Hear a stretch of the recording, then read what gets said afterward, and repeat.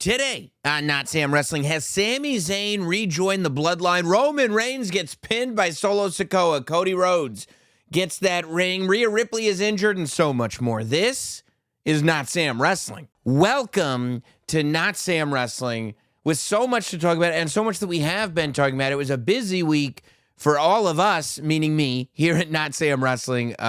Of course, we had not only this podcast, but in the last week, 3 podcasts, which are all up on the audio feed, as well as the Notsam Wrestling YouTube channel. It was last week's episode. Then it was a conversation about wrestling fandom with Dip from the Cheap Heat podcast. Then it was the Crown Jewel All Feelings Emergency Podcast Instant Reaction Show with Megan Morant on Wednesday.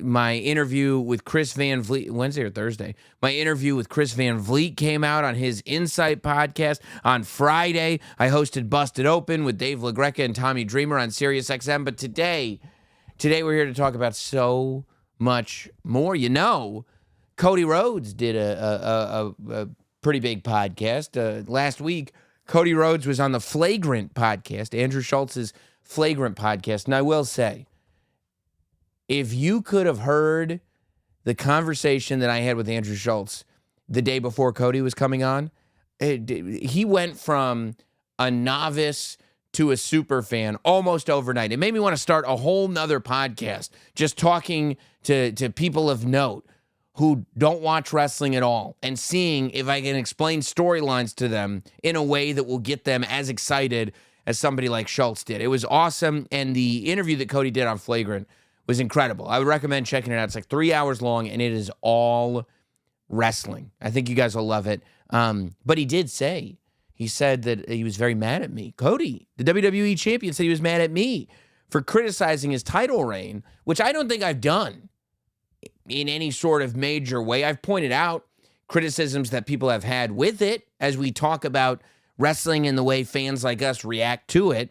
But I actually think I've been fairly supportive of Cody Rhodes' title reign, and I remain supportive, especially coming off Crown Jewel. Now, it was interesting because I think people, myself included, had all these ideas of where the Crown Jewel champion versus champion match could go.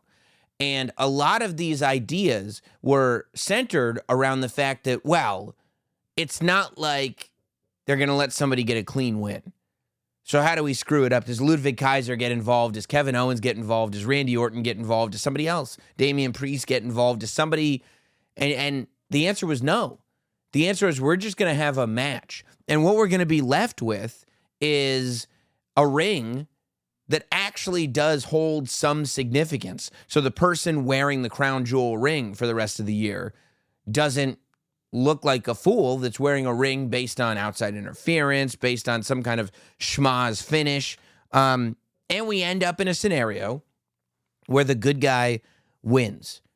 No heel turn, just a straight up babyface. Cody beats Gunther clean because in that moment, he was the better man. He came off trying to apply a super Cody cutter off the top rope. Gunther catches him with the sleeper. Cody rolls it over for the 1, 2, 3 pin, and Cody gets that ring. And it was cool, I think the day before Crown Jewel, when Triple H introduced the ring and saying, like, this is what the person who wins this competition will have, and we're going to do it every single year.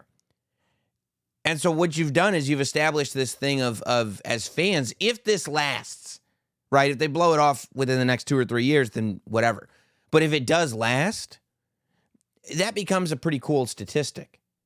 If 5 years from now, you've got somebody that has multiple rings, that becomes like, okay, this is another notch to put in that hat. I don't think it's a championship the way we describe, Reigns as WWE champion or Intercontinental champion, but it's just another sort of pride. It's the same way King of the Ring and Queen of the Ring is not, it doesn't mean that you've won a championship. It doesn't mean that you've beat a champion. It just means they were the King of the Ring.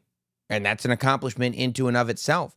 I think that having a clean finish does end up with, a year from now, us being able to say, well, maybe if we care, we should pay attention because one champion is going to beat the other champion. We've kind of established that it's not going to be sort of a farce where it's a technicality. Yeah, he technically won, but he can save face. No, one of these guys is going to have to come off of this and explain why they're not the one wearing the ring, how they can go on television and call themselves a champion, even though the other guy is the one that is wearing that ring.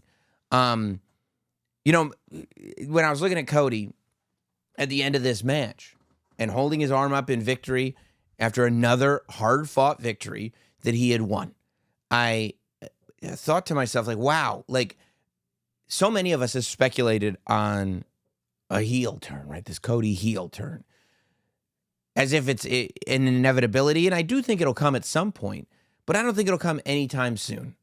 I think the reason that people are waiting for a heel turn or a big loss, because I was one of the people, wasn't expecting a heel turn, but was saying, hey, it could be compelling to see Cody fighting from a deficit. But that's because the archetype of the top guy has not been a Cody type of top guy since 1990, maybe 1989 even, right? We can all say, and in hindsight, be critical of this idea that for years, every WWE pay-per-view ended with Hulk Hogan posing. But the reason that every WWE pay-per-view ended with Hulk Hogan posing was because everybody that was watching WWE wanted to see Hulk Hogan pose. People were not cynical. People were watching the show because they wanted to see the good guy win. And for so long, we've been used to the idea of either the anti-hero or the hero that's for the women and children, but not for the men. Whether that's Stone Cold Steve Austin and The Rock, whether that's John Cena, whether that's the attempt with Roman Reigns. And I think the attempt with Roman Reigns made it even more difficult, right? Because when you've got when you got Stone Cold Steve Austin and The Rock, what you've got is anti-heroes. What you've got is people acting the complete opposite from the way the top babyface used to act, where they will curse, and they will cheat, and they will beat up the boss, and they will do whatever they have to do to fight and scratch and claw to succeed. And that's what was needed in that era. And then you go forward, and the WWE tries to hit the reset button with John Cena. And at first, if you go back to like his first title win at WrestleMania 21, WrestleMania 20, he beats the Big Show for the U.S. title. We love John Cena. WrestleMania 21, he beats JBL for his first world championship. People like John Cena. But by WrestleMania 22, it was kind of like, oh, we get what you're doing, and we don't want any part of it. We get that you are shoving this guy down our throat. We get that you have now, maybe you didn't at first, but now, this guy is the chosen one. You're trying to make another Hogan. We can see through it. It doesn't feel organic because we're noticing you doing it, and we don't want any part of that. What you can't do, because, people talk about protecting kayfabe, but really protecting kayfabe is protecting the suspension of disbelief. And as a fan, when you can see through the story and read the script, meaning you're watching this story unfold with a John Cena or a Roman Reigns or whoever it was at the time, and you're going, I see the person's brain who came up with the story. I'm not falling into the performer's portrayal of the story. I don't believe this story because I believe this story is just being played out so that I feel a certain way so they can put the guy that they've chosen in the top spot, as opposed to I've completely lost my sense of reality. I've completely fallen into this story. And because of that, I feel like the top guy is the guy that I put there. And it's essential, regardless of era, that you feel like the top guy is there because you put him there. Now, how is it? And we didn't, a lot of kids felt that way with John Cena, but a lot of adults didn't feel that way with John Cena because at the time, those adults remembered Hulk Hogan and all this stuff, right?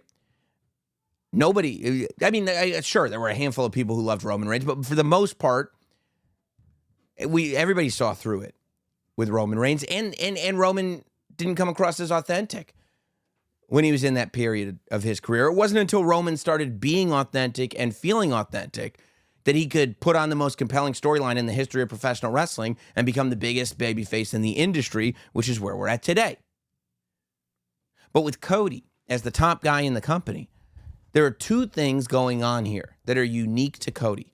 Number one, as much as he looks like the prototypical top WWE superstar, there's only one reason that he's in the position that he's in.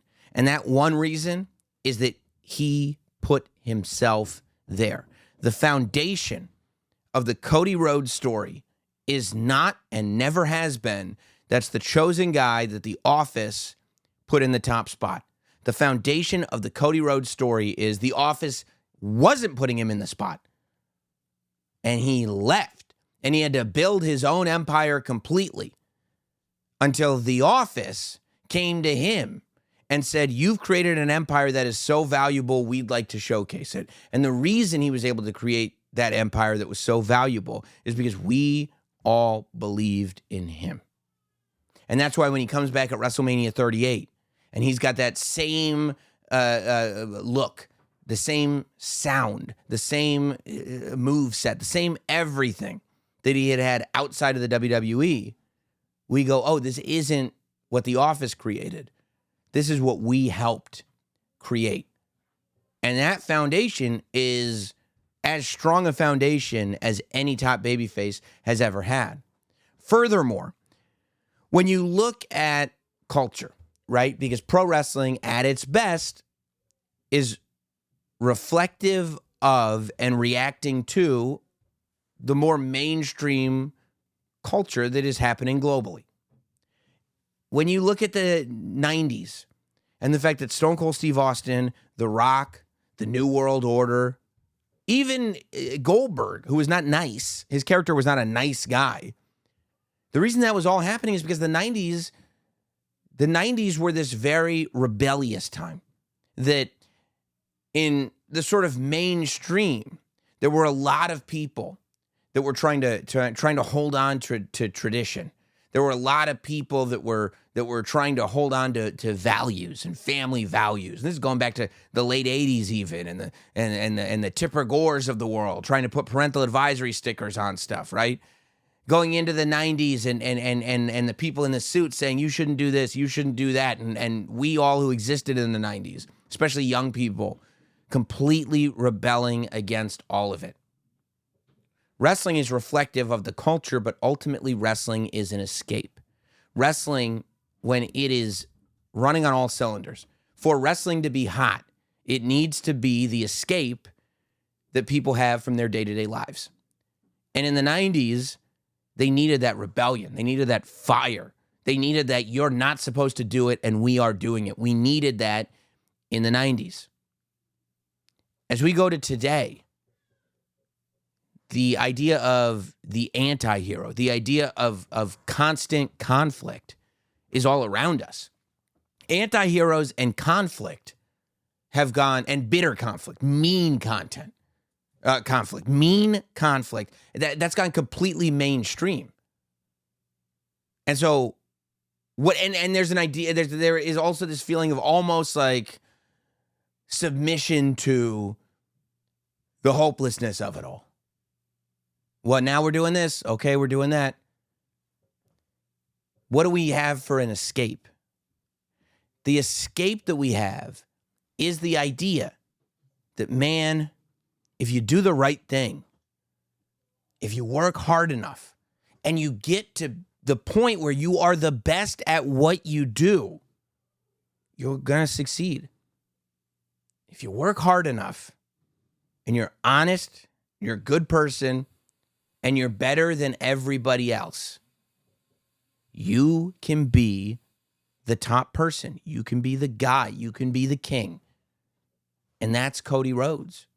Cody Rhodes is that sort of escape from this feeling of helplessness that a lot of us have every single day, where we can turn everything off, watch wrestling, and see the guy who worked harder than everybody else, who just put the work in, got the dirt under his fingernails, and became the champion because of it.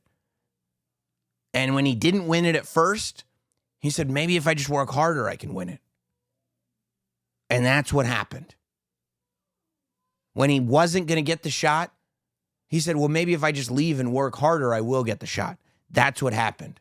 When he finally got the shot and he didn't win it, maybe if I work a little harder, then I'll win it. And it was almost taken away from him.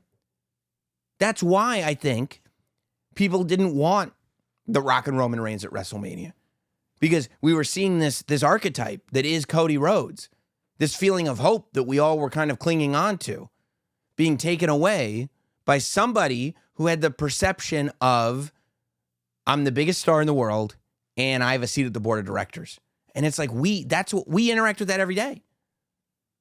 Why do we have to do this? Because the boss said so. That's not why we're watching wrestling. We're not watching wrestling to get the same thing a mirror image is reversed. We need the reversal. We need to look in a mirror and be able to escape to what's in there. If we just get back exactly what we have here, which is, I busted my ass, I did everything I was supposed to, and the Nepo baby got it, then forget about it. And ironically, Cody is a Nepo baby, but he represents everything that we want real life to be. And I think that's why you end up in a scenario where more often than not, Cody wins the big one and we all cheer is ultimately what we need. And that's why every metric would dictate that is what we want. Every metric when you're looking at how many tickets have been sold for arenas, every metric when you're looking at how much merchandise has been sold. When you go to Fanatics Fest and they're like, what athlete is selling the most stuff? Cody Rhodes. You know, it's not really that big of a mystery when you think about it. We at this point kind of need someone like Cody Rhodes in the big spot. So it was cool in a way to just see it go, no, this is wrestling. Let's strip it down to the bare essentials. We've got a good guy and a bad guy. One is clearly a good guy. The other is clearly a bad guy. And they're fighting for a big prize. This is the culmination of that rivalry. The good guy wins. And that's what we're all looking for ultimately, right? That's what we want to see. Now, it's especially good that happened because that wasn't the case when the pay-per-view and the premium live event first started. When we watch Roman Reigns, who's now a good guy, get pinned by his cousin, Solo Sikoa. First of all, you go back a couple weeks here on Notsam Wrestling, and I told you everything's going to change when Roman Reigns says the word yeet.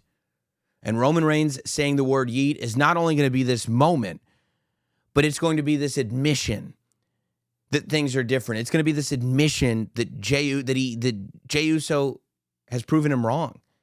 That Jey Uso is his own man. And that Roman is acknowledging that. And that's exactly how it felt watching it on Friday on SmackDown when Roman Reigns, as predicted here on Notsam Wrestling, as reported first here on Notsam Wrestling, said the word yeet. Solo Sikoa is on a run. Now, Solo Sikoa has been low-key great for this entire run. You know, this idea that Solo sucks, it's like, yeah, he's a bad guy. You boo him, you know. You're supposed to go to the arena and chant, Solo sucks, Solo sucks.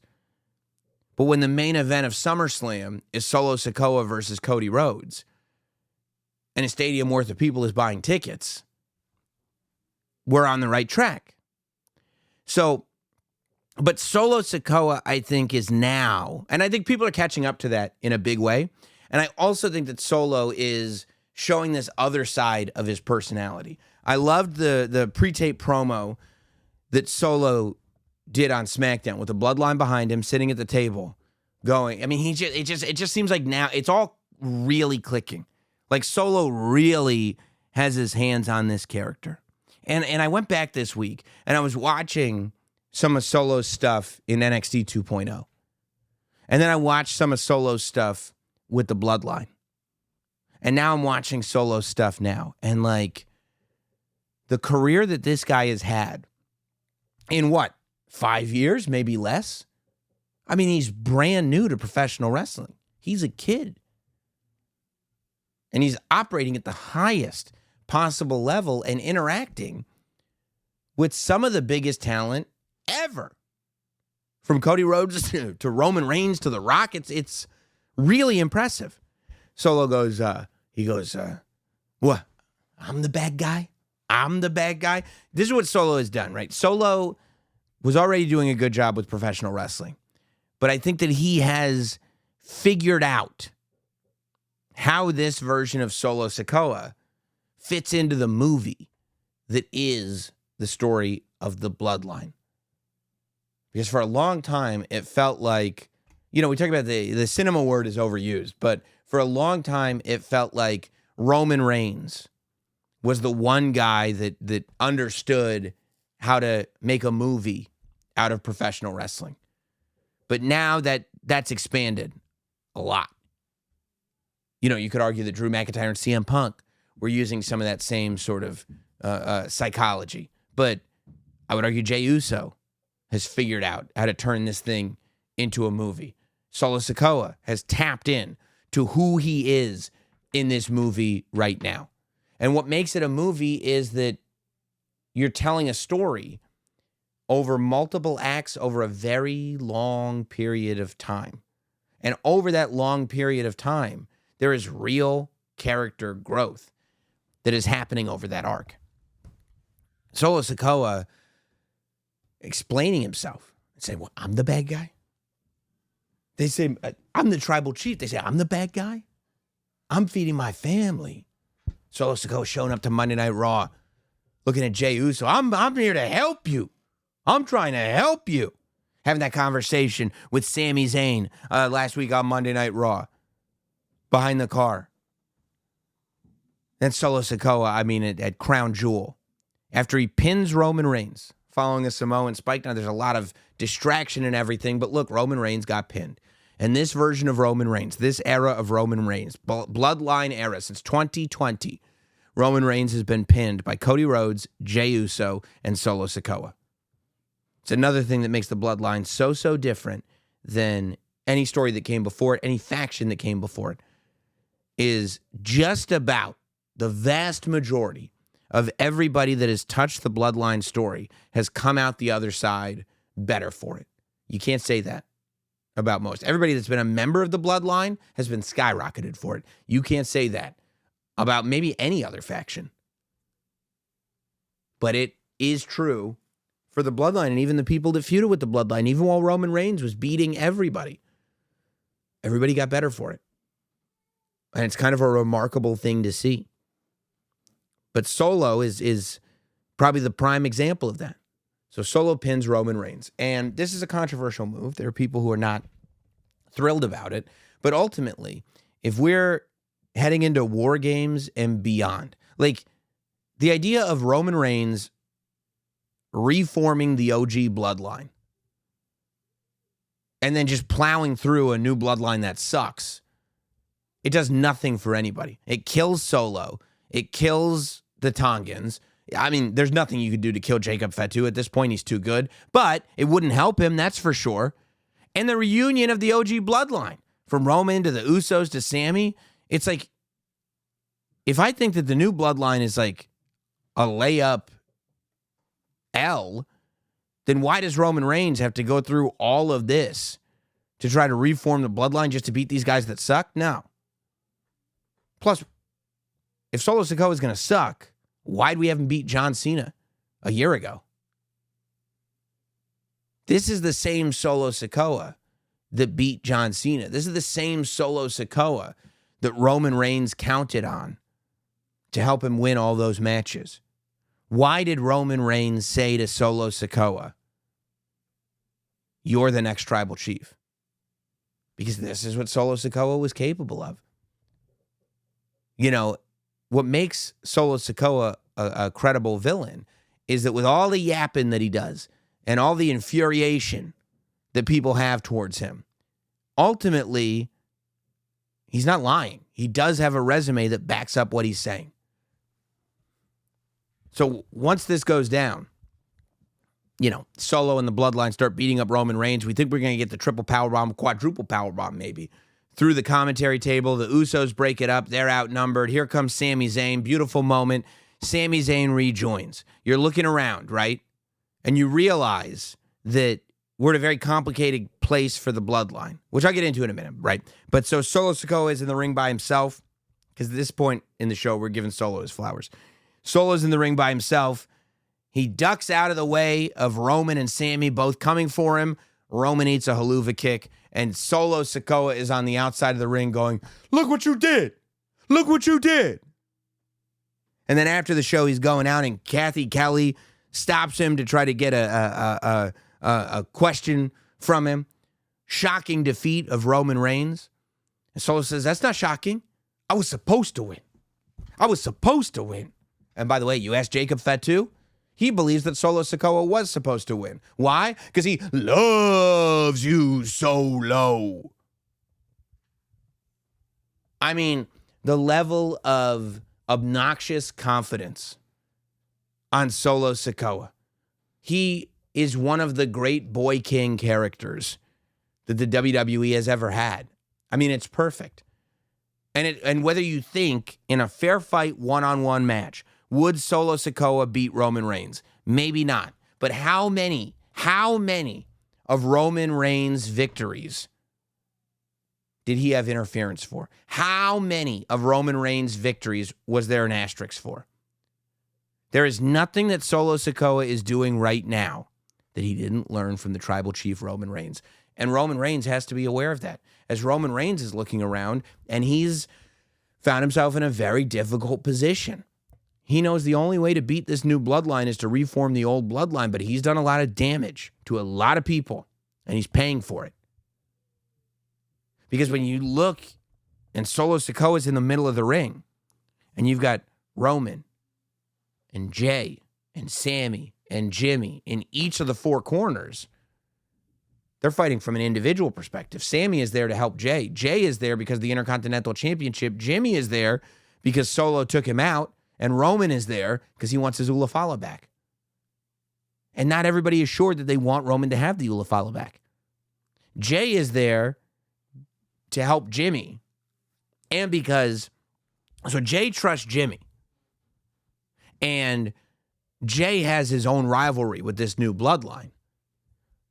But I don't think Jay specifically thinks that Roman should have the Ulafala back. I don't think Jay's forgiven Roman Reigns. And I think Roman Reigns is aware of that and has resentment towards it. Roman Reigns is aware that Jay quit on him. Roman Reigns is aware that Jay still has resentments towards him. Roman Reigns is aware that 3 weeks ago, he told Jay he was proud of him, and Jay walked away and said, "No yeet." Roman doesn't like that Jay got introduced second. He was looking at him with pure hateration. Total hater. Roman doesn't like that Jay gets to do his yeet stuff. Roman doesn't like that Jay is showing up in pink and turquoise instead of black and red, but he's got to deal with it because he knows he needs Jay. And that's not a position that Roman is used to being in. Roman's looking across the ring.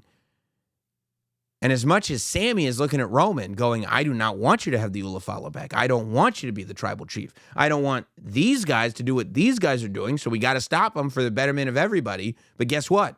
I don't want you to have the Ulafala. I don't want you to be the tribal chief. I don't want to go back to the way things were before." And Roman is looking at Sami going, "You really think I forgot? We're almost 2 years removed. You really think I forgot about the fact that you did me like Seth did me?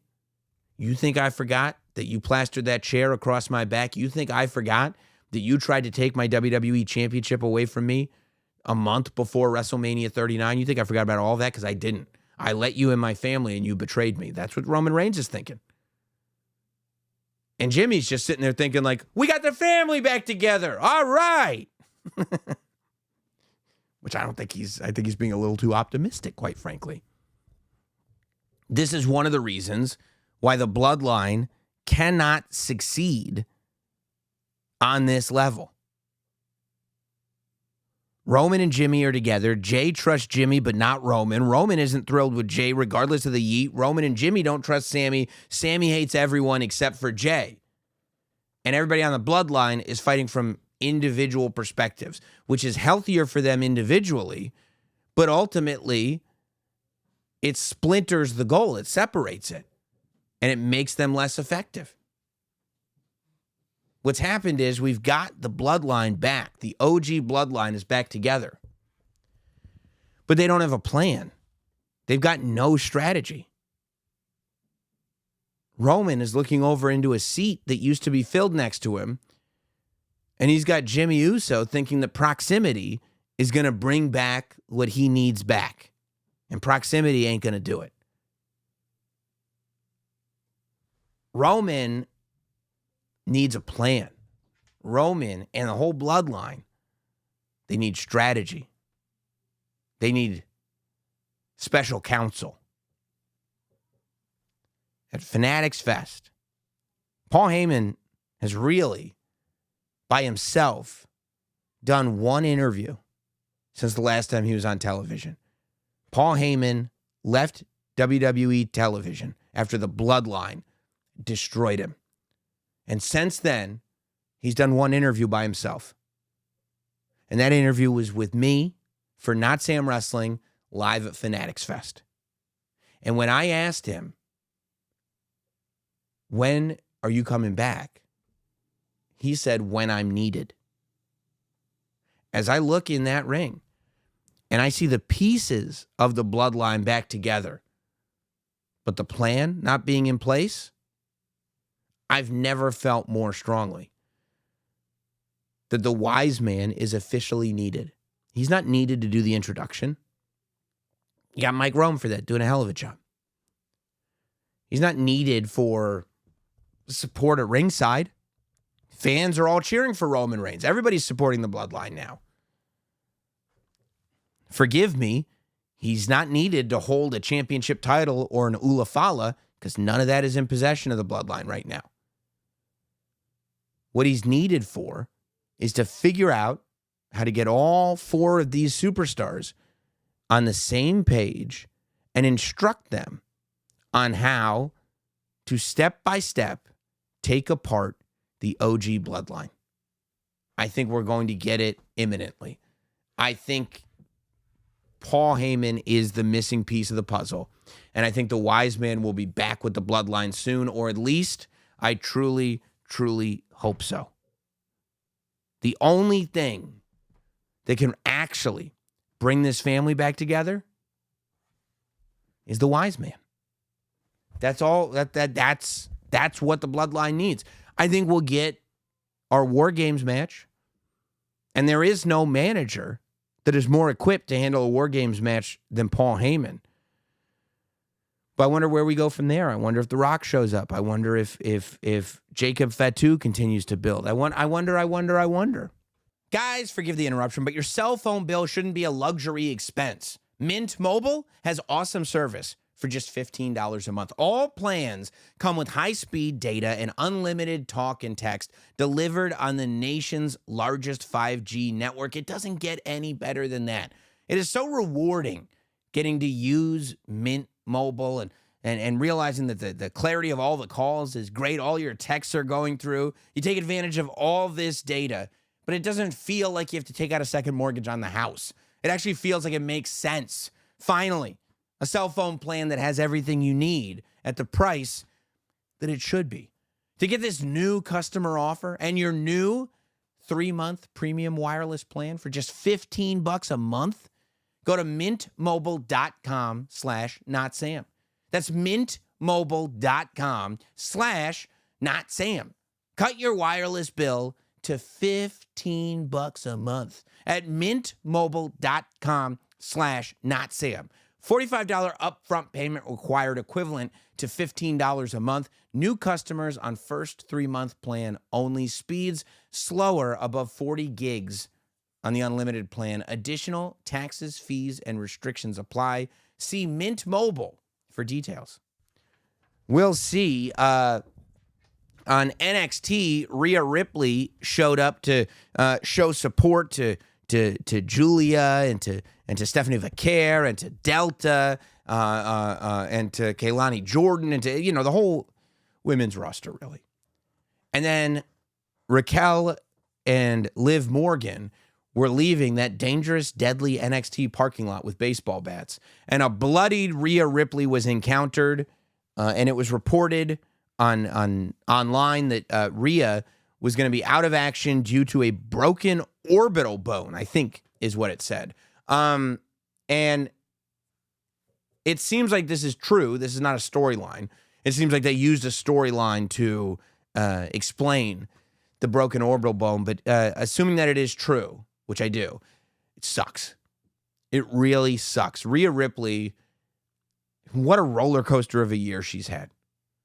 You know, to go from the highest of highs, which was that WrestleMania match with Becky Lynch. I put that as peak Rhea Ripley. To then go out with an injury just as the next storyline is starting. They keep the storyline going while she's gone. She's able to come back. The storyline is as hot as ever. And just before they can put a punctuation mark on it, she's out with an injury again. It really sucks. It's been a tough year for Rhea Ripley. And it's going to be interesting because now it's fully on Liv Morgan and Dominic Mysterio to carry this thing without Rhea Ripley. Now, the last time this happened, they carried it by using the will they, won't they dynamic with Liv and Dom. I mean, the last time Rhea Ripley went out with injury, we saw that sort of months-long build to the eventual climax of Liv Morgan and Dominic Mysterio becoming a unit at SummerSlam. But now that we've done that, I feel as though you can't do it again. Meaning, you can't go, okay, we'll just kind of keep the Rhea Ripley storyline going without Rhea until she comes back. That's not the direction that I personally would go in this time. I think you kind of have to move on from the Rhea Ripley storyline completely. Because also it's different, right? Like, they've had their matches. Liv Morgan can just claim victory. Storyline-wise, they're saying she's the one that did this to Rhea Ripley in a NXT parking lot. And Liv Morgan as a character should completely move on from this. When Rhea Ripley does come back, I think it should be a surprise. I think it's just like whatever storyline Liv Morgan is doing, that's happening. She wins a big match, and out comes Rhea Ripley, and oh my God, Liv Morgan forgot that there was a receipt coming for everything that for putting out Rhea Ripley twice in the same calendar year. But I think that the question is, where do we move on to while Rhea's gone? And there's a couple of things you could do. During the third hour of Raw on Monday, there was an altercation backstage, a promo thing, where Liv Morgan and Raquel confronted Bianca Belair and Jade Cargill. I could definitely see Liv and Raquel winning the Women's Tag Team Championship. I think that sooner rather than later, it'll be time to break up Bianca and Jade and allow Bianca to go back to her singles run and Jade to really kick off what should be a tremendous singles run for her. And who knows who, because I kind of in my head, I've got Bianca as a babyface, but Jade as a heel. It could flip. Who knows exactly how that plays out. That's just how it is in my head for whatever reason. But I think that could begin with Liv and Raquel winning the Women's Tag Team Championship. Also because it's like, imagine that for Liv, right? She's got all in the same calendar year. The Women's World Championship, the Crown Jewel Championship, she's got her ring, and the Women's Tag Team Championship. So now that she's had a year where she's gotten everything she's ever wanted, when it comes time for Rhea Ripley to come give her a receipt, now Rhea has been stripped of everything. The Judgment Day is gone, months and months and months of her career gone, all the momentum she had built gone. Meanwhile, Liv's got everything. So now it's Rhea's turn to take everything away once Rhea does come back. I also think that now could be a good time to move forward with whatever's going to happen with the Judgment Day. We've seen there's tension now, Finn Balor is starting to act like the boss of the Judgment Day. And if there's one thing that everything counts, That's why it's rule number 3. Everything counts. The one thing about the Judgment Day that has been consistent is that whenever somebody acts like they are the leader of that group, they're done. All of the tension that has existed within the Judgment Day has all centered around somebody saying that they're the leader of the group. When it was time to kick Edge out of the Judgment Day, it was because Edge declared himself as the leader of the Judgment Day. When it was time to kick Damian Priest out of the Judgment Day, it was because Damian Priest had declared himself as the leader of the Judgment Day. And every time the leader is kicked out, the reset is no egos, no leaders. And yet Finn Balor is on Raw telling JD McDonough, don't go do things unless I tell you to do them. To me, that means only one thing. Now, I'm thinking a couple of things. So the thing about Finn Balor is in this position, it's difficult to picture him as the babyface, especially since he literally just turned on Damian Priest. At the same time, it's kind of essential that Liv Morgan and Raquel stay heels because whenever Rhea does come back, she's going to be the biggest babyface in the women's division again. And so you're going to need Liv to be a villain for Rhea to have a rivalry with.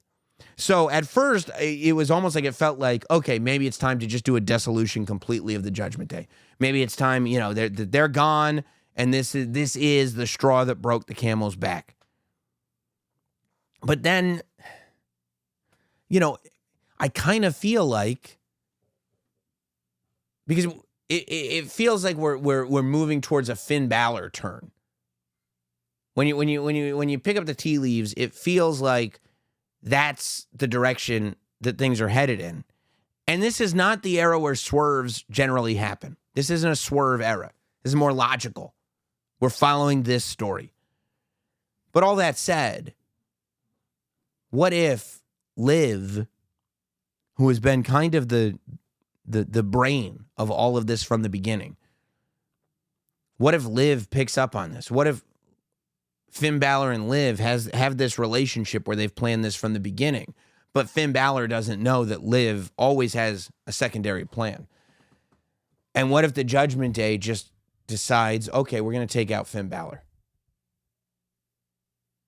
I think that Finn Balor can be a baby. Finn Balor can be a good baby face, or Finn Balor can basically do anything. People forget this. Finn Balor can be a mid-carder. Finn Balor can be a main eventer.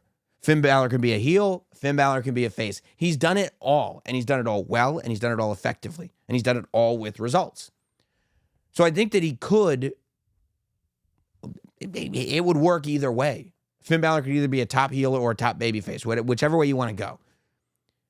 Unless the idea is to somehow like Finn and Liv go and do something and Dominic and the rest of them are cast out and that's how this whole thing starts. That's possible, but I more see Finn Balor being turned on. Maybe Finn Balor and Dominic Mysterio start up some kind of rivalry. Maybe we get some JD McDonough versus Finn Balor matches. Finn Balor can easily go through each member of the Judgment Day and then move on. Eventually, we get to a place where bygones are bygones, and you have Damian Priest and Finn Balor both as top baby faces, unless Damian Priest turns heel, and then you can go back to Balor versus Priest, whatever you want to do. I mean, there is always that wrinkle, too, that on SmackDown, Tiffany Stratton did ask Liv Morgan if she cashes in and takes Liv Morgan's title, does Dominic come with that championship? And everybody's like, whoa, uh-oh. So there is always a version where Liv Morgan, but I just don't see it happening because Rhea Ripley never got her full due against Liv Morgan. So, yeah, I kind of see the Judgment Day falling apart again and Finn Balor this time being the one that's on the outs. Speaking of on the outs, in a real life way, bad news for some talent that we all love. WWE, I guess, Baron Corbin, Indy Hartwell, and Tegan Knox no longer going to be a part of the WWE. And, three extremely, exceptionally talented people. I think Tegan Knox and Indy Hartwell are both going to be fine. They could go anywhere. I think, AEW's women's division is growing, and I think that they'd be amazing additions to it. TNA's women's division is great. There's a lot of spots for both of those wrestlers to go. I think Baron Corbin is a very unique person when it comes to all of this, and I think that that's a good thing. For me, if I'm Baron Corbin right now, he is one of those guys that could have just an epic independent run. It was Cody Rhodes, then it was Matt Cardona.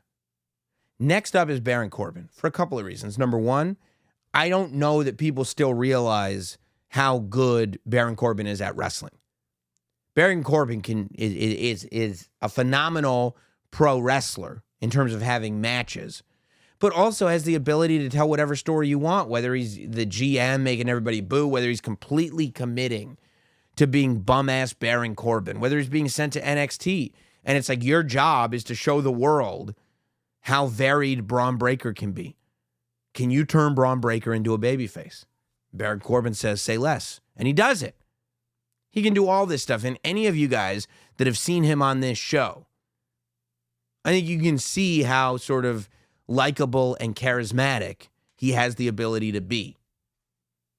All that said, the idea of a guy who's whatever he is, 6'100", WWE superstar, a guy whose first real gimmick in NXT that got over was a lot of you had to work for a hot dog and a handshake. All I had to do was make a phone call. That guy going on to the indies and having this thing where, like, I'm on the indies now, but I'm still getting paid more than anybody on this show. And I'm doing it better than anybody on this show. Let that sink in. How does that feel? Mr. WWE Superstar is better at independent wrestling than the wrestlers on the indies.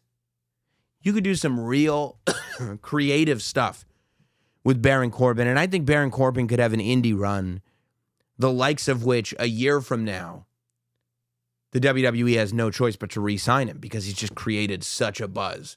I also think that he'd be an asset in a broadcast capacity, whether it's the way like Tyler Breeze ended up doing like WWE digital stuff, whether it's whatever. I mean, I think he's a very, very talented guy and has a lot to offer pro wrestling still, and I'm excited about it.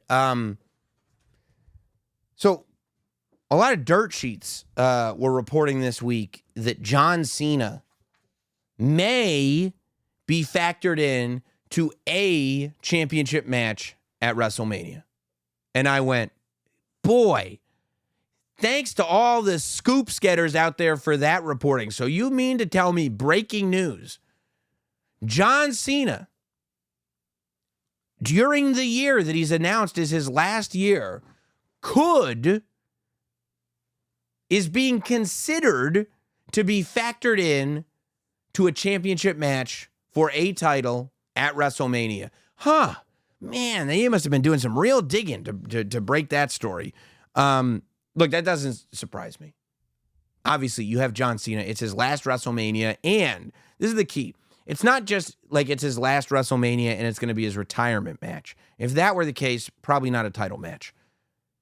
It's his last WrestleMania, and he's going to be in WWE for 7 months after it. May, June, July, August, September, October, November, and December. 8 months. He's got the opportunity, more than the opportunity, to have a title reign coming off of WrestleMania. It only makes sense that you would, with everybody knowing he's sticking around. If he were retiring, he could have a title match at WrestleMania and everybody would go, well, clearly he's not going to win, right? But because he's sticking around, it's like, it's almost the reverse. You start thinking he is going to win. This is how I have John Cena in my head for 2025, okay? I have John Cena coming out on Netflix and saying, I'm back. And maybe the opening of Netflix Raw is a John Cena promo, and the main event is a match. John Cena versus whoever. John Cena moves on and announces that he will be in the 2025 Royal Rumble match. And it is his goal to win that match and to go to WrestleMania and win a championship. John Cena has said on the record that he doesn't feel entitled to a championship match right now because every time he's come back to WWE, he's lost. He's got all these L's. So, like, why would he get a championship match? So, because he's a man of character, he's going to go to the Royal Rumble. He's going to win the Royal Rumble, and he's going to go to WrestleMania. I have him not winning the Royal Rumble. And he questions a lot. He goes, I don't know what I'm going to do. I don't know what I'm going to do at WrestleMania. I got one more shot. And he goes to the Elimination Chamber match, and he participates in the Elimination Chamber match. And he wins. He wins the chamber. In my mind, Roman Reigns wins the 2025 Royal Rumble. John Cena wins the 2025 Elimination Chamber. And who is there to face John Cena at WrestleMania? Could be a lot of people, right? I mean, imagine if CM Punk were to beat Gunther before WrestleMania.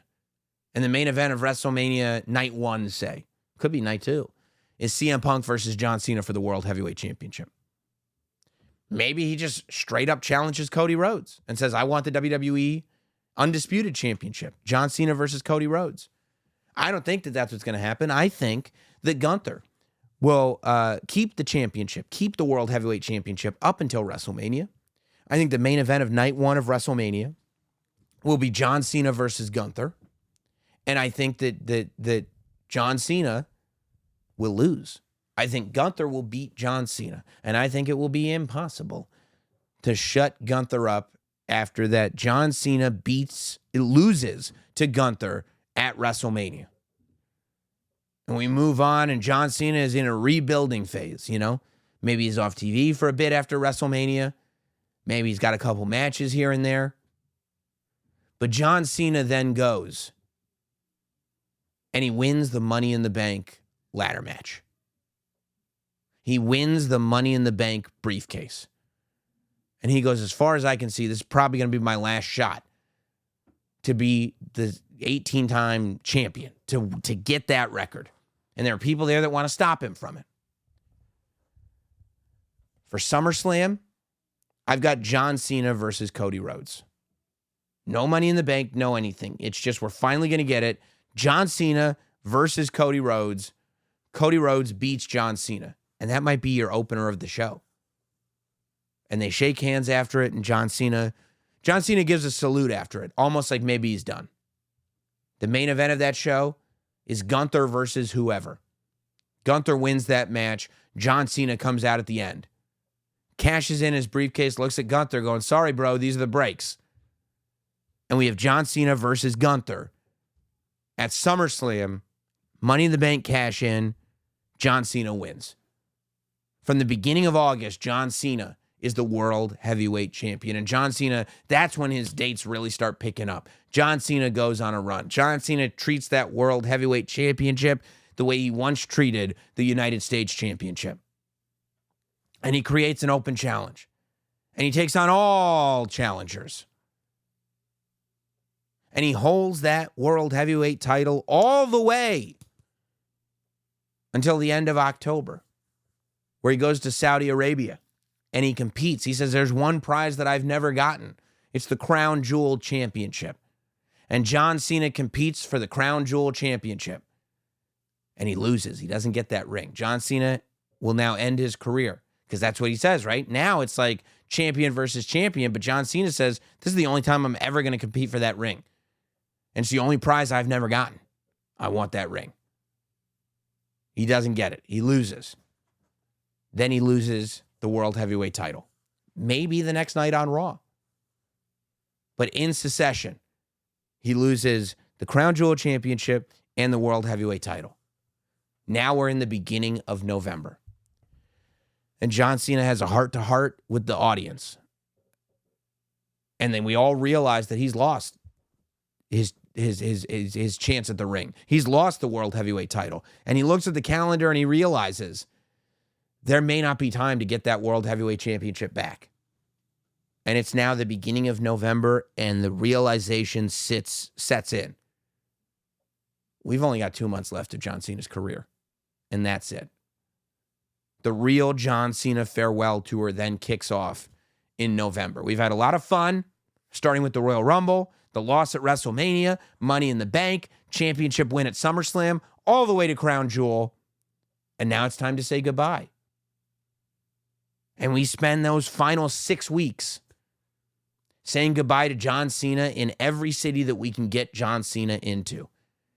And at the end of December, the WWE holds a premium live event simply called Thank You, John.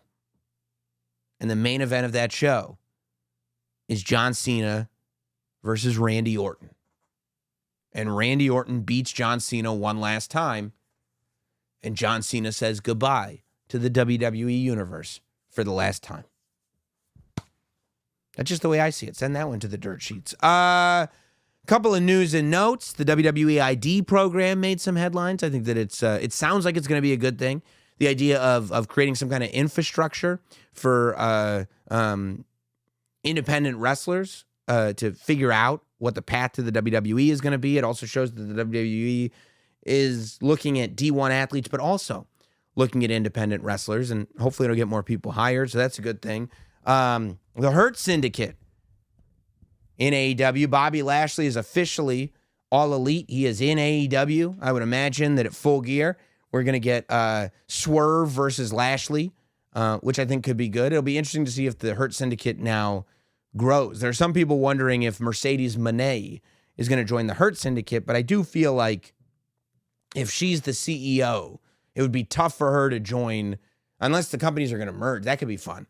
Maybe that's the idea, that Mercedes, as she's already kind of starting to build with Camille, builds her own company that she's the CEO of, and then eventually it merges with the Hurt Syndicate. Maybe, but I don't know. Mercedes seems like she's in an authoritative position. You can't call yourself the CEO and just be a part of a group.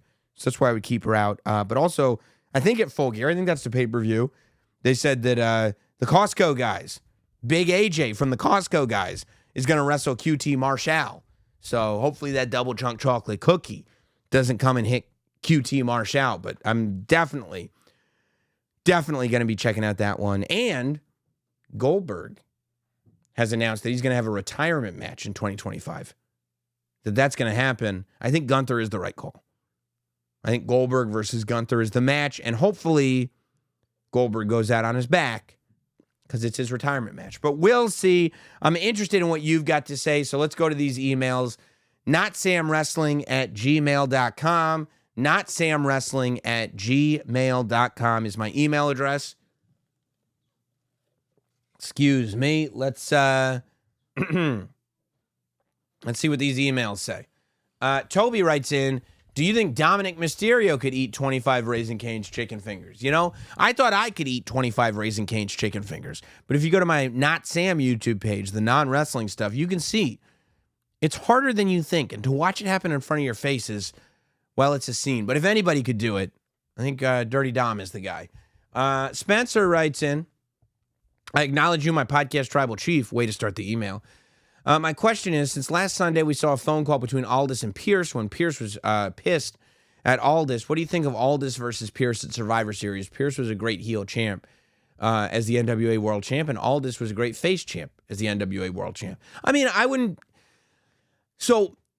would rather see Adam Pierce in a storyline and a match with a Raw superstar. Like, I'd rather see...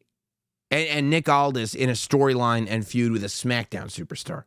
I'd rather see that. I'd rather see Kevin Owens versus Nick Aldis. I'd rather see Bronson Reed versus Adam Pierce. Like, I instead of just having like a novelty GM versus GM match, because as far as WWE lore goes, unless you built some amazing packages, we haven't seen either of those two guys in a WWE ring.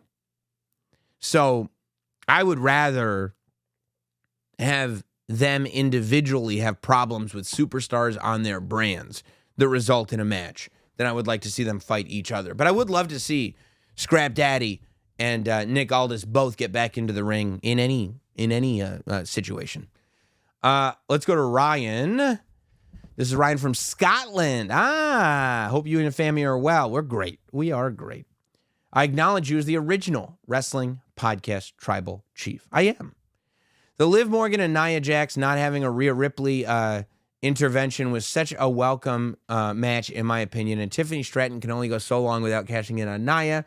And I can see that happening at Saturday night's main event. That's still another 6 weeks, Saturday night's main event. I mean, it's possible that it takes that long. But, yeah, I mean, it could happen at Saturday night's main event. Roman and Solo are now 1-1 in terms of pinfall wins. And I have a wild speculation. Roman lost with the Usos and won at Bad Blood with Jimmy's assist.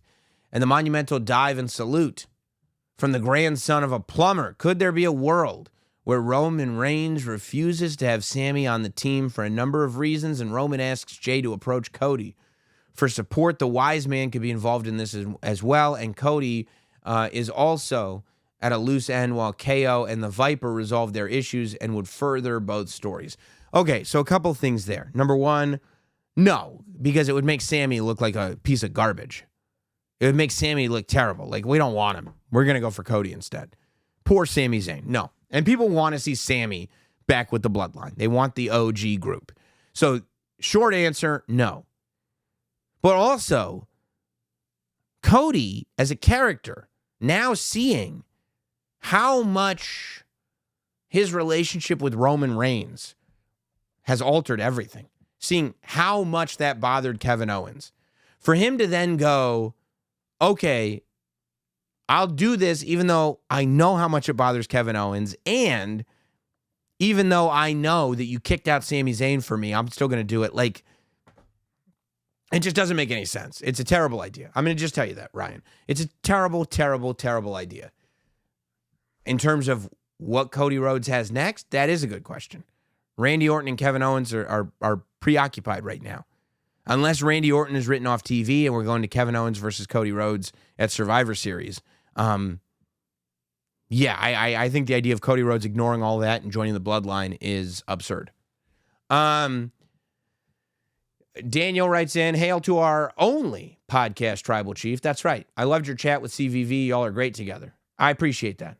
It was a fun time. You talked about Orton retiring Cena. Seems so... What, did you already listen to today's podcast? I have a couple questions. Do you think retirement matches should elevate a young star? It depends on the retirement match. Sometimes yes, sometimes no. And they don't always elevate. It's not like it's a guarantee. Well, he won the retirement match, so now he's elevated. Like, that's not how it works always. Sometimes it does, sometimes it doesn't. You know, I don't think that it depends on what you do afterwards. You know, I think that Baron Corbin, for example, should have been elevated much more, beating Kurt Angle in his retirement match, but they didn't do anything with Baron Corbin after that. So it's like, did it really make a difference? I mean, John Cena has given the rub over and over and over again. Roman beat John. Solo beat John. Like, so, you know, it's almost like the point of this is that over the course of a year, multiple people can beat John Cena. It doesn't just have to be the last match. But the last match, the same way like when Mox left WWE, they did one last match with the Shield altogether. It wasn't about putting somebody else over. It was about the Shield because that's what people wanted. People love John Cena. The last John Cena match is just going to be about saying goodbye to John Cena. And what better way to say goodbye to John Cena than Randy Orton beating him? What are your thoughts of someone like Breakker, Ilya, or even Obafemi getting the rub by retiring Cena? I'd personally love Cena taking the IC title off Braun on the Netflix Raw, then Braun somehow working his way into his retirement match. Well, now you've got John Cena holding the Intercontinental title for the entire year that he's back, which is nuts. So John Cena on January 4th wins the Intercontinental title, and then Braun Breaker wins it back at the end of December. Like anybody, like, cool. It took you a year to get your title back from John Cena. A year is forever. No, especially because, like, somebody isn't retiring. John Cena's already announcing he's retiring. If somebody is retiring you, it means they beat you and you're not getting back up. Randy Orton is beating John Cena in John Cena's last match. That doesn't mean Randy Orton's retiring John Cena. John Cena's retiring John Cena. John Cena already announced That's my last match. So it doesn't have the same meaning, I think. Derek writes in, Sam, I appreciate you. I appreciate that. I am close to the same age, so I enjoy hearing you talk about memories you have as a child. Crown Jewel, why does WWE even go there? I mean, why does WWE go anywhere? They're a global company. I wonder if, okay, this is a dumb email. I mean, the only thing that makes sense to me, Gunther's title was, so this guy's just mad that Cody beat Gunther. Cody passed on it multiple times. Gunther needed that win. Dude, Cody has lost like twice the whole time he's been back in WWE. I mean, do you watch the product? The good guy wins. That's just what happens. You know what's going to happen? I mean, and I broke this down with Megan. Watch the podcast with Megan. Because the idea that Gunther is going to show up on Raw, here's what happens. Gunther shows up on Raw. Anybody considers him weak because he lost to Cody. Gunther kicks the you-know-what out of them. And after 2 weeks of watching Gunther kick the you-know-what out of people, nobody is worried about it anymore. I'm going to let you in on a little secret. It would take so much work to make Gunther look weak. Cody needed that win. Gunther didn't. Before the match, if you watch the product, if you think about what's going on, Gunther did not need the win. Cody needed the win. If Cody had not won, he'd be at a much bigger deficit than Gunther is today. And that's how you determine who needs the win more. Cody is walking in already with people assuming his title is the primary title because it's the one that's been around longest. Also, Cody beat the most dominant champion the WWE has seen in many decades to win that championship. Also, that's the championship Cody needed to finish his story. There's been so much importance put on that if Cody doesn't win, then is any of that even true? Whereas Gunther made one mistake for 1 second and it cost him a victory.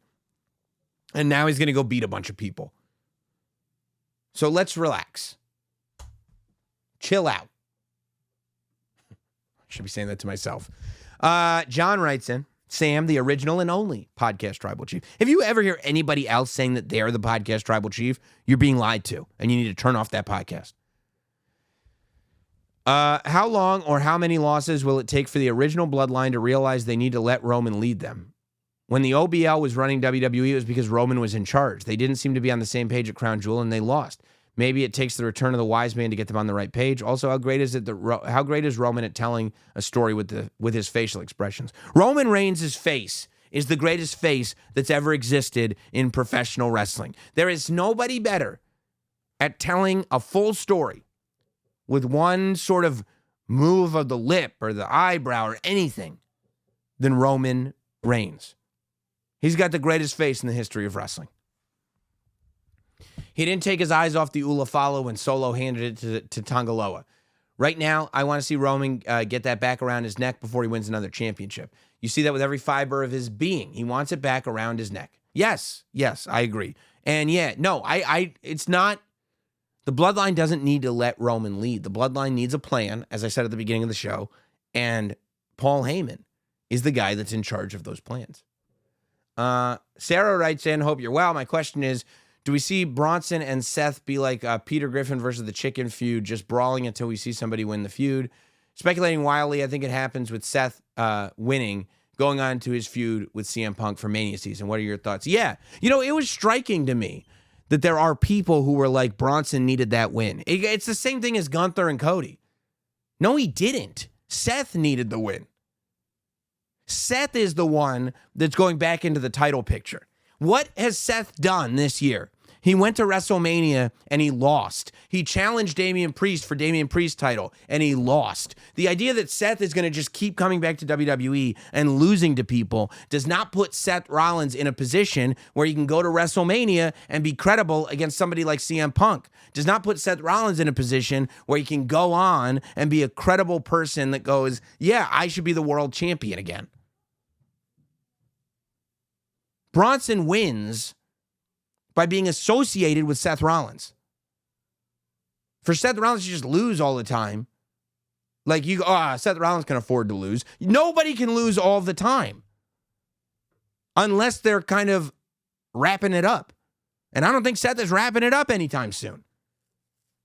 So no, I mean, I think it could continue because Bronson Reed was, saying, I want more, I want more. But yeah, I mean, maybe there's a rubber match that Bronson Reed wins, maybe. But Seth needs to beat Bronson Reed. What happened when Cody Rhodes came back? Seth lost to Cody Rhodes 3 times. Seth has lost enough. The idea is to have Seth at the top of the card. He's one of the top superstars in the WWE roster. I mean, it's like, what are we talking about here? Cody's the top guy. He should lose. Seth is the next in line to be the top babyface on Raw. He should lose. Why should top babyfaces lose? Do we watch wrestling or we don't watch? We don't watch wrestling? Oh. People are crazy. Hopefully Chris is not. This is from Chris. With Sammy spotted talking to Solo on SmackDown last week and accidentally haluva kick, I think it was on Raw, but I don't know, and accidentally haluva kicking Roman at Crown Jewel, are we seeing Sammy operating in plain sight and turning on the OG bloodline in the War Games match? I mean, it's just fun that we can speculate about that. The idea that there was a moment where we could picture Sami Zayn being a villain, to me, was so fun. So, yeah, I think, I don't think he's going to turn on the OG bloodline. I think we're going to get the moment that we want. But the idea that it's possible and that we're giving the characters involved enough motivation to be suspicious, I think is a great TV, compelling TV. Philip writes in, big fan since the O&A days, Sam, faithful podcast listener. I expect many things when I listen or watch the show. Watching the product, speculating wildly, feeling feelings, of course. Don't forget Everything Counts. However, the Crown Jewel Emergency podcast contains something I was not prepared for, the disrespect of Solo Sikoa. Several times Roman Reigns was referred to as your tribal chief. Sir, only one man has carried the Ulafala in recent months, and that man is Solo Sikoa. Roman Reigns may be your favorite former tribal chief, but Solo is our tribal chief, the true OTC. Acknowledge him. Good day, sir. P.S. I said, good day, sir. I love that because Willy Wonka rules. But I'm telling you right now, you can tell I'm already fired up. These emails have gotten me again this week. I don't know how you guys get me. You always get me. I've tried to make this very clear from the beginning. Roman Reigns is my tribal chief. He always will be my tribal chief. I'm OG bloodline through and through. That's my tribal chief, Roman Reigns. Period. End of story. Sorry. Sorry if you don't like it. If you like it now, great. There were years. It's been years. He's been my tribal chief for years. Reason I can call myself the podcast tribal chief is because that's the standard that I put myself to. The OTC. Let's go to Indy from London. Hello to the CEO of Wrestling Podcast. That's right. I don't know how to do the dance. A quick side note before I ask my question this week. I was listening to Andrew Schultz's Flagrant podcast, and Cody Rhodes was a guest during the podcast. Andrew gave you a special shout-out. I had no idea my favorite comedian, favorite wrestling podcaster are boys. What a small world. Yeah. And we've been talking, by the way, lots of wrestling conversations with Schultz. He's becoming a fan. At some point, whether it's on this podcast or somewhere, I'm going to get him in front of a microphone, and we're going to talk about wrestling because Cody's story has opened the door. Schultz is becoming a fan. And it brings a tear to my eye. It warms my cold, dead heart. My question this week is, in a spirit of wild speculation, please rank these 5 matches from least likely to happen at WrestleMania 41 in your humble opinion. Okay, least likely to most likely. All right, Chad Gable versus Otis, LA Knight versus Kevin Owens, Bianca versus Jade, Jimmy and Jay versus Solo and Jacob, Braun Breaker versus Bronson Reed. Okay, least likely to most likely. I would say least Chad Gable versus Otis, then Braun Breaker versus Bronson Reed, then LA Knight versus Kevin Owens, then the Usos versus Solo and Jacob, and then most likely is Bianca versus Jade. That's probably where I would rank them. It's just me right now. Could change. Tyler writes in, with Survivor Series approaching, do you expect Punk, Drew, and Logan Paul to come back this month? Definite yes for Punk and Drew. Logan Paul possible, but I could see Logan Paul not being at Survivor Series. You know, you've got War Games as the attraction. I don't know if you're going to see a Cody Rhodes match. I would imagine you're going to see a CM Punk match, maybe Punk versus Gunther even. So I don't know if you need a Logan Paul, even before, maybe Logan Paul doesn't come back until the Rumble. But I think Punk and Drew will be back very soon. Ahmed writes in, I'm writing this as soon as I got home from Crown Jewel. Oh, this is cool. Somebody whose feet were on the scene in Riyadh. Few comments from the crowd. Started on a high with the Bloodline match. Crowd loved the OTC. I loved that. I loved hearing it. Usos and honorary homeboy, Sami Zayn. It was feeling Usi. But I have to give props to Solo Sikoa, who loves to play with the Riyadh crowd like he did last year, and Tama Tonga, whose weird dog biting thing that he does became a chant. By the way, yeah, you say what you want about Tama Tonga. Yeah. Has gotten over. People love it. People love it. Tama Tonga has leaned in and he's made it work. God bless Tama Tonga.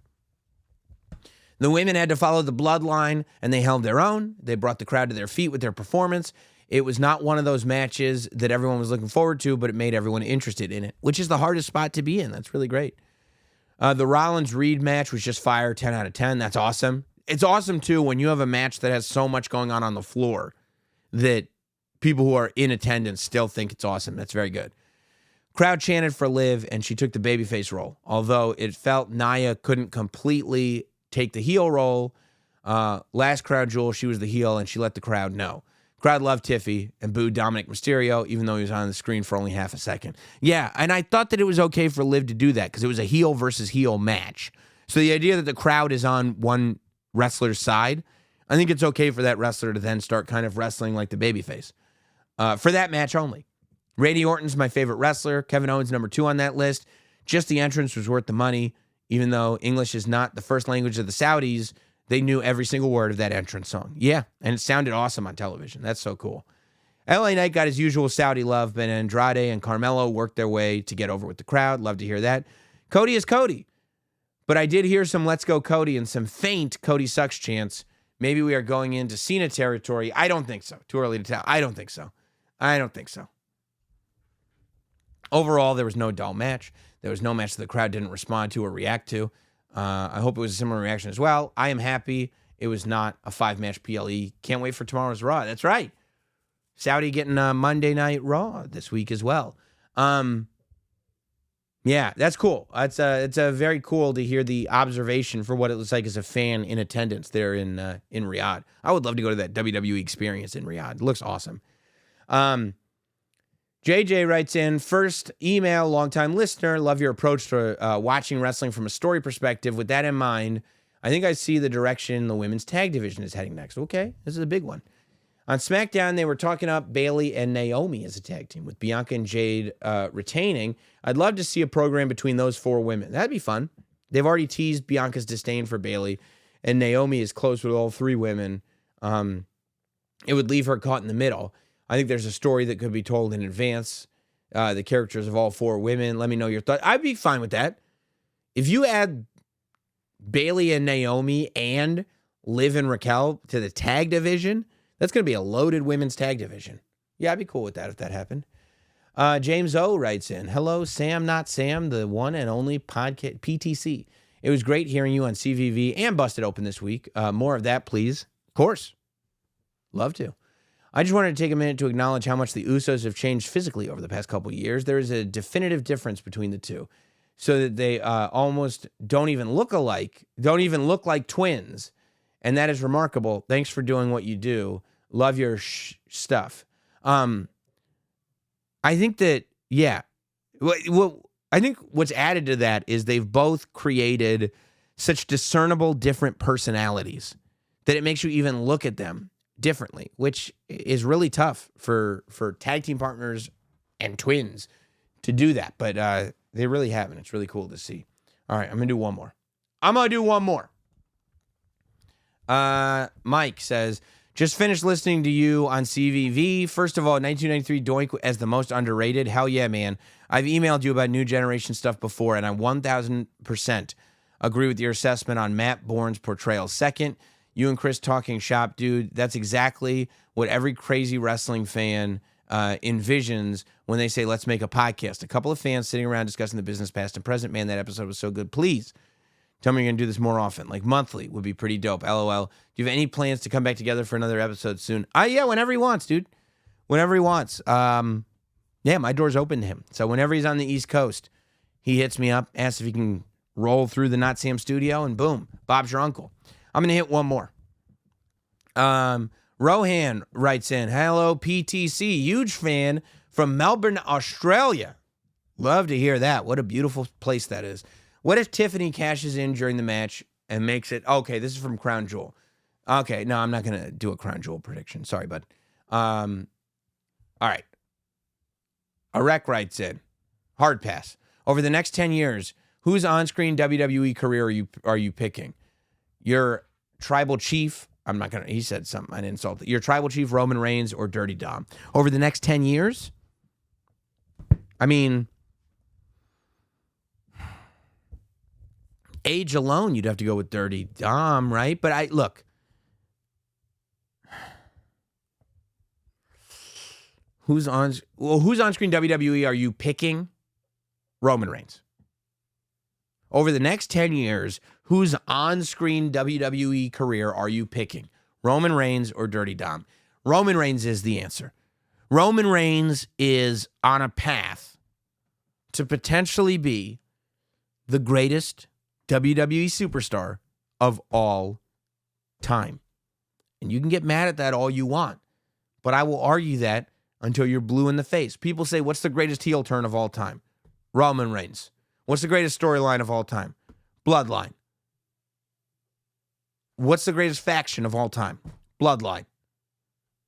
I mean, it has to be Roman Reigns. I can't wait to see the next 10 years of Dominic Mysterio.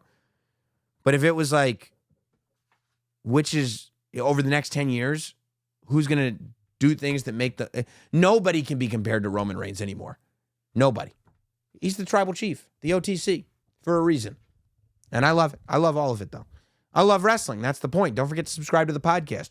Subscribe on audio platforms, Spotify, Apple, Sirius XM, wherever you get podcasts. Hit the subscribe button. Leave a rating. Leave a review. Subscribe to Not Sam Wrestling on YouTube. Watch the show. After you listen to it, watch the show in its entirety on YouTube. Leave a comment. Hit the subscribe. Hit like. Interact with it.